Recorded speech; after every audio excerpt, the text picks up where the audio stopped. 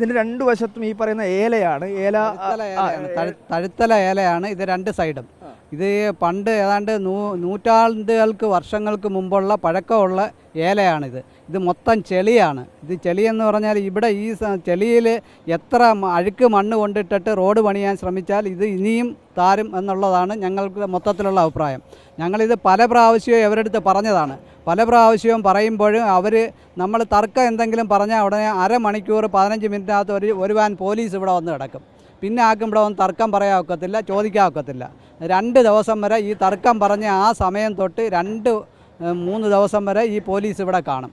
ഇവർക്ക് വേണ്ടിയുള്ള സപ്പോർട്ട് ചെയ്തു കൊടുക്കും. അതാണ് ഇവിടെ നടന്നുകൊണ്ടിരുന്നത്. ഇതിനു മുമ്പും ഈ പറയുന്ന NHAയുടെ ആളുകളൊക്കെ ഇവിടെ വന്നപ്പോഴും ഈ കരാർ കമ്പനിയുടെ ആൾ വന്നപ്പോഴും ഒക്കെ നാട്ടുകാർ ഈ കാര്യങ്ങൾ പറഞ്ഞതാണ്. പല പ്രാവശ്യവും നാട്ടുകാർ പറയുക മാത്രമല്ല വഴക്ക് വരെ ഉണ്ടാക്കിയിട്ടുണ്ട്.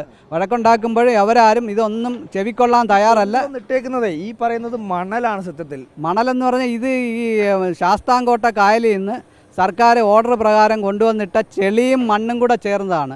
ചെളിയുടെ പുറത്തൂടെ ഈ മണ്ണും കൂടെ കൊണ്ടുവന്നിട്ടാൽ താരുകയല്ലാതെ മറ്റ് മാർഗ്ഗമൊന്നുമില്ല. ഇന്നലെ തന്നെ ഉണ്ടായ സംഭവം ഒരു വളരെ ഭീകരമായൊരു സംഭവമാണ്.